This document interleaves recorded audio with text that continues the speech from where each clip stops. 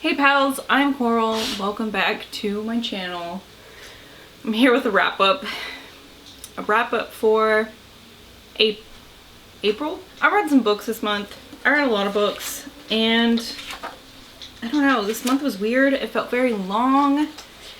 I read a lot, and either I really liked the books that I read or I really didn't, it seems like. I'm gonna go through some of my weird reading stats. I don't know if anyone cares about this. Except for me. Obviously I do because I do it. But I don't know. Anyways, I ended up reading 12 books this month for a total of 5,414 pages, which is about 174 pages a day. A couple of them were audiobooks, and one of them is like a huge book that I was listening to at night. It was my bedtime book, my bedtime audiobook. I'll get into it. I had a page goal at the beginning of the year that was 35,000 pages for the year. So if I, add the total number of pages I've read so far this year, I am 15,192 pages from my goal. I had another goal that was to read books for my TBR. This month I only read 3, but I knew it was going to be like that because I had a lot of new releases and arcs I was trying to get to. So the genres I read 4 fantasy books this month, I read 4 horror books this month, I read 2 nonfiction, 1 true crime, and 1 paranormal. The years these books were published: the oldest one is from 1981, then we jump all the way to 2004, 2006, 2008, then we jump to 2017. I read 2 books that were published in 2020 and 5 books that were published in 2021. My average star rating for all these books was 3.7, which sounds good, but like I said, it was like either a 5-star book or a 2-star book this month, which kind of made my reading feel very stilted. All 12 of these would be considered adult books. 11 of them were novels. There was 1 novella. Then I listened to 3 audiobooks. I read 1 ebook. And then the rest, 8 of them, were physical copies. I am in the middle of my 5-star prediction book for this month, which was Cipher by Kathy Koja, so I didn't get that one finished. And the book I chose for the Buzzwordathon, which was the prompt this month, was to read something with a space word. I picked up Dark Orbit by Carolyn Ives Gilman, and I just was having a really hard time getting into it. Hey, leave him be. Stop, he doesn't want to play with you. I was having a really hard time getting into it, so I'm gonna try to come back to it, because I don't know if I was just getting into like a reading slump, because I really have not read it. I only read like 1 book after that. I've had a hard time reading at the end of the month, and so I'm like not pushing myself. So I don't know if I just am not in the mood for that book, if I need to come back to it, or if I just don't like it. Because right now I'm kind of like not liking it, but I don't know, like I said, if it's where I'm at right now, or if it's that, the book is kind of confusing and you're just dumped in there and there's not a lot of explanation about what's going on. Anyway, let's get into the reviews, I suppose. So first, because this is on the top of my pile, I read Roadwork by Stephen King. This is one of his Richard Bachman books, and this is the first time I've read this one. I put it off because I just don't ever really hear great things about it. I don't know, this one was just really boring, I thought. This follows a guy named Barton Dawes. He has lived in the same house for years and years. He is, getting into his later years. It's just him and his wife, and he is having a really hard time right now because there is like a freeway extension that is being built that is going to go through the middle of his neighborhood, but not only his house, but also where he works. So he's supposed to be finding a new house for him and also a new building for the business he works for. And he's just having a really hard time accepting that, and he's kind of just like a prick, and he is just insufferable, I thought, and he has a wife who is also insufferable, and they're just like no good people, and everyone in this book is kind of a no good person, and not in a fun way, just like in a ew way, I don't know. So he's really upset that there's road work going on. yeah, it really ramps up to the end, but like we all kind of know where the end is going. It's, you know, from page 1 basically. So it's like there's no surprise there. I didn't care to spend 250 pages or whatever this was with this dude. Oh, almost 300, never mind. I mean, still, I just didn't, I don't care about Bartnoz or his weird wife. Next is Whispered Down the Lane by Clay McLeod Chapman. Oh my god, I always want to say Chaplin. It's Chapman. Chapman. This is a book that came out, I think at the very end of, either at the very end of March or the very beginning of April. Anyways, this came in a Nightworms package. I was going to do a video just on this, and then I didn't. So here it is. I'm going to tell you about it. Oh my god, everyone's driving past my house today. I'm so popular. Stop. This is about a man named Richard, and he is a teacher. He's recently gotten married to another teacher, and she had a 5-year-old son named Elijah. So they're just like settling into their, I don't know, family life, I guess. It's still a little undetermined, like what his relationship is with Elijah, and you know, they're just kind of feeling things out, trying not to take it too fast. So we're in dual timelines. We're in Richard's timeline and then also a timeline from a young boy named Sean. And Sean just kind of has a hard life to begin with. His mom is a single mom. They're going through a really big move, and this thing comes up where these other children are saying that someone in their life is doing something bad to them, and Sean makes up this really big huge story, a lie. He makes up this huge lie, and it goes way too far, and it ruins people's lives. And I don't know, further down the line you find out how these stories intersect.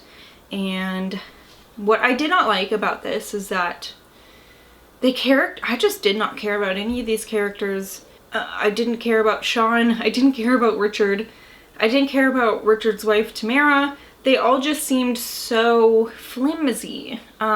Richard and Tamara especially, I think. Sean a little less so, but Richard and Tamara, they were just like, I don't know. They obviously, it was funny because it makes it seem like, you know, they're really good at communicating. They're trying to be good parents, good co-parents. One thing happens and it's like all of that disintegrates, and it's like, but I thought, I thought that it was not gonna be like this. This really follows the McMartin's preschool trial, which was a real thing. If you don't know anything about this, anything about that, this book might be more enjoyable, but I was expecting more of like a spin on that and less of like, this is the same story but with characters that have names. So I don't know. I mean, it wasn't a complete duplicate of that story, but it followed it so closely that it's like, I guess I know what's gonna happen here. I didn't find the ending, I just thought it was very predictable. There are some other people that come into play where it's like, okay, well, I know where this person's gonna fit in. It's just like, it was just very obvious to me. That being said, it was a really readable book. You know, I sat down and I read it in like 2 sittings, which I can't always do, you know, and that's not always just because about like time restraints, but also sometimes, you know, I get distracted by shit. Sometimes I just don't want to sit down and read for 3 hours, but I did with this because I guess, you know, I guess I wanted to see where it was going, even though at the end I kind of thought it was predictable. But I don't know. I'm not saying don't read this book. I'm just saying this didn't quite live up to the expectations that I had, which is fine. I am really interested in Chapman's book, The Remaking, which I've had for probably about a year or 2. Next on the pile, I read The Children's Blizzard by David Laskin. This was a nonfiction book about this crazy like weather anomaly that left a bunch of school children specifically stranded. It happened, when did it happen? In the late 1800s, 1888. And it was like across the Midwest. It happened and it was like, oh my gosh, the weather was just like such a weird, it was just such a weird series of events. Like, it was January, but it was an unusually warm day, so people were out working in the fields. They're trying to get some chores done. Kids were going to school because it was like so nice, and some of them weren't wearing very weather appropriate clothes because it was so warm out. And then very suddenly this blizzard hit. You know, people talk about like windows even being broken because it was like just this big, huge, cold blast of wind, and it started snowing. And so lots of people, you know, tried to go back to their homes. There were people in schools, you know, teachers and children, who made the decision to try to get home really quick, and a lot of people froze to death. It's horrible, but very interesting. It's kind of funny because I've never heard of this at all before, and I grew up in a pretty small town in the Midwest in Minnesota, and I've never heard of this ever in my life. I've never heard of it. And that was just like, that would have been like, you know, my great great grandma was probably here when this happened, and I've never heard of it. Like, my great grandma's still alive. She's never said anything about it. So I thought that was very interesting. And this follows a lot of European immigrants, which is my family, you know, German immigrants, Norwegian immigrants, and just how kind of their culture affected what happened to them in this situation. I kind of got off track here, but I grew up in a very small town. Very surprised I never heard of this at all, especially because after finishing this and reading through some of his sources, the author specifically cites a Norwegian historical society that apparently is in the town that I grew up in, which I had no idea that that was there. And also, like, still, why have I not heard of this? Like, that's there, and this was a great source of information for writing this book about this blizzard that I don't know about. I don't know. That's just a personal thing, of course. It was really weird. They specifically talk about a person at a college in that town too, Carleton College in Northfield, Minnesota, that he was like a big, huge weather dude. And yeah, so it talks a lot about also not just the blizzard, but how like our weather alert system worked back then, and how honestly I was really surprised by how advanced it was. It was a good book. Okay, next I listened to the audiobook of Hero of Ages by Brandon Sanderson. I started okay, so the first book in this series is called The Final Empire, and I had read that through once, and then I waited a long time and to get to the rest of the series, so I decided to re-listen to the first book because I could get it from my library as an audiobook, so I was like, I'll just do that. But then I loved the audiobook so much that I listened to the second and third book on audio too. The narrator, Michael Keating, I'm pretty sure his name is. He's great. He also does the Stormlight Archive series, which I listened to at night, or I was until I got caught up. Now I'm sad about it. But he's just so great. The first book here is about a young girl named Vin. She's a street urchin, and she has powers that she honestly can't really explain what they are or why they happen, but they do. And she's eventually recruited to take part in this heist, and the world it takes place in is just like very grim and dusty. There's like ash falling from the sky. It's very cloudy. The sun is like red. There's no green plant life or flowers. Everything's just very brown, and it's a city that's very grimy, and there are these people called allomancers who are able to swallow metals and use different metals for different things. Mostly people can use one metal, so you know, like some people can use tin, or some people can use copper, but Vin is something called a Mistborn, and she can use all the allomantic metals. And it's just such a really great, rich story. The first book's good. The second book is one of my favorite fantasy books of all time, I think. This third one is also really excellent. I don't think I like it quite as much as the second, but the ending here, like, I wanted to cry when I finished it. It was just such a perfect ending to this series. Whew, and man, the creatures that they come across in this, I'd really like to see Brandon Sanderson write a horror book or, you know, something like that, because the creatures that he writes about are so bizarre and creepy.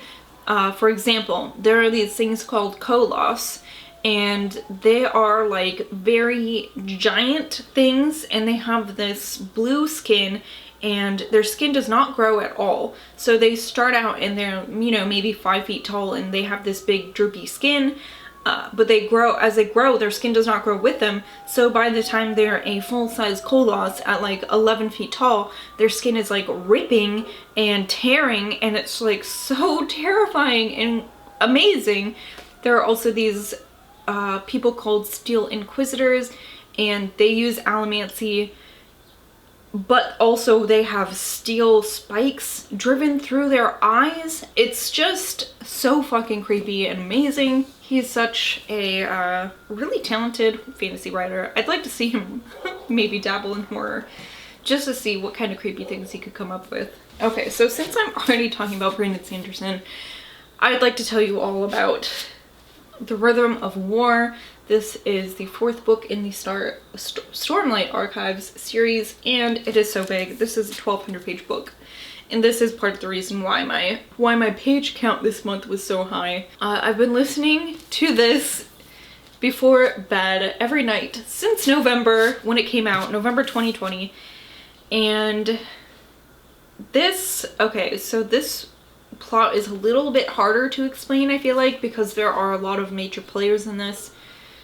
This plot is definitely more expansive than the Mistborn series, so we really follow 3 main characters in the very beginning of this book. There's a man, well, in this series, not this book. There's a man named Kaladin, who is an ex-soldier. He did something to basically get himself labeled as a slave, and now he works on something called a bridge crew, which is very treacherous. Man, this world is just, it's so hard to explain this without having to go in great depths, but the humans in this book are at war with a group called the Parshendi, who are human-like, but they have these carapaces that grow on their body, almost like they have built-in armor. And the humans are fighting the Parshendi for these gem hearts, and they use the gem hearts to do so many different things, to have weapons and armor, and things like that. But they're on these plains, they call it the Shattered Plains, so there are lots of like crevices and stuff like that. So they have the bridge crew running in front of the army, so obviously the Parshendi are going to be shooting these people who are carrying these bridges so that, you know, the soldiers can bridge the gap and get to where the Parshendi are. So like, that's just one person in this book. There's also a young woman named Shalon. She's trying to seek the tutelage of a very well-learned woman named Yasna Kholin. And then there's also Dalinar Kholin, who is Yasna's uncle, and he is brother to the king, which was Yasna's father, but the king's been assassinated. And oh my gosh, there's just so many crazy things that happen in this book, and it just gets bigger and bigger as the books go on. I almost sometimes wish for the simplicity of the first book because there's just so many new mind-blowing things that happen. This book especially, there's so many, oh my gosh, it's just like, at the very end of this book, it goes from being a world this big to being a world this big, you know. It's just so crazy what's going on in these books. They're so good. The narrators are excellent. There's Michael Keating, and then in the Stormlight Archives, there is a woman. What's her name? I'm looking it up. Give me a second, please. Oh my gosh, no, his name is Michael Kramer. I think I was getting his name and her name mixed up. He's Michael Kramer, and then there's also Kate Reading. So I was calling him Michael Keating. Oh my gosh, what's wrong with me? I wanted to call him Michael Keaton, and I'm like, I know that's not right. So Michael Kramer and Kate Reading, excellent, both of them.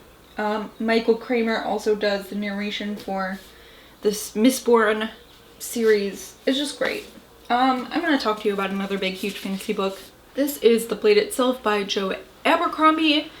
And this is another one where it's just a big, huge world, and we follow a couple different characters who, oh my gosh, I don't know. There is a man named Logan Ninefingers, and he has kind of been recruited by a great, huge, famous wizard who is like so ancient that people think he's just a legend. So the wizard has a really hard time getting people to believe that he is who he says he is. And there is kind of like a, what's his name? Jazal. Jazal is kind of like annoying, but I'm hoping he gets less annoying because like he has some interesting takes on things, I guess, but he's just kind of a pampered boy who was a duelist, and he ends up getting recruited into this crew too.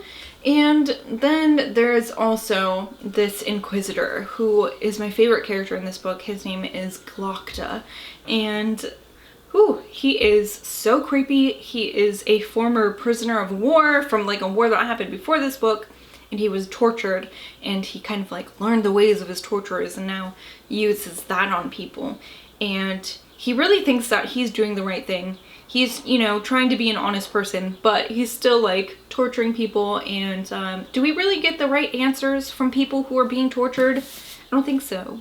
So I think the plot is not super well established in this book until the end, but I had a really great time reading this, even though I was like, well, what exactly is going on here? Because, you know, there is like political intrigue, and there is a war starting, another war starting, and there's lots of different places that you get to see and people you get to see, and I can't wait to go on to the next book. I really love this edition of this series too. I bought like a box set, and it has, I think the next one's blue and then the last one's yellow. I don't know, they just look really nice together. Okay, now I have to tell you about this one before I forget about it, because I did get this from NetGalley. This was called Autopsy, and it was written by Ryan Blumenthal.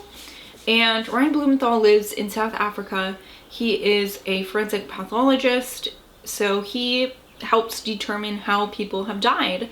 Part of this book was very interesting because he gives a lot of anecdotes about different things he's seen as a medical examiner, but part of this book was also not quite a memoir, but it was almost like a lecture about like how you should live your life. He just had a lot of different opinions, and he very blatantly talks about how he started out as like a medical student and was planning on being some sort of doctor, but he really quickly determined that he does not like helping people who live unhealthy lifestyles, such as people who smoke or people who have diabetes and things like that, which is just a shit opinion. But like at the same time, I guess you recognize that, which is good, because you can't be a good doctor and have prejudices like that, I don't feel like. It really makes me hope that my doctor does not have secret prejudices like that, because that's just really cruel. Yeah, I mean, there's lots of things that people with health problems can't help, you know? There are so many people who just have health problems, and it's not anything that they've done. So, or not done. So, like, I don't know. I think he just immediately became a person that I didn't hold their opinions in high esteem. Like, I just don't give a fuck about your opinions after you say stuff like that, I guess.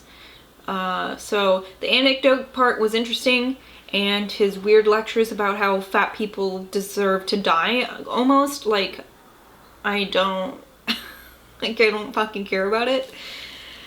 So got that from NetGalley. I'm not really sure why this was on NetGalley, because it said it came out in 2020, and there's no, like, because sometimes books are reprinted, and then if you go to Goodreads, it'll be like, this is being released here, but it was previously released then, and there's none of that, if you know what I mean. So I'm not really sure why that was even on NetGalley. I don't know. I guess I don't know if I would recommend it because that guy's got some really fucking stupid opinions about shit, but he's also seen some weird shit. Also, you can tell that he wrote that himself. He didn't have a ghostwriter, so the writing did feel stilted at times. It was like he just didn't have a great rhythm to his writing. So, I don't know. That's all. That's what I thought about Autopsy by Ryan Blumenthal. Next, I finished, or I'm caught up with the Bone Season series. So this is The Mask Falling by Samantha Shannon. This one came out in January. I'm caught up. I read the whole series. I mean, not the whole series, but everything that's been out. I read that this year. And look, I caught up with this series, and I caught up with this series. I'm just so proud of myself. I'm very not good with that, so I'm giving myself a pat on the back. Okay, so this series is really interesting. There is a lot of stuff going on here. It is kind of like a paranormal sci-fi dystopian fantasy, sort of. It takes place in the future, but the setting is very almost steampunky and Victorian, but there is some technology that is obviously like more advanced than the technology we have now.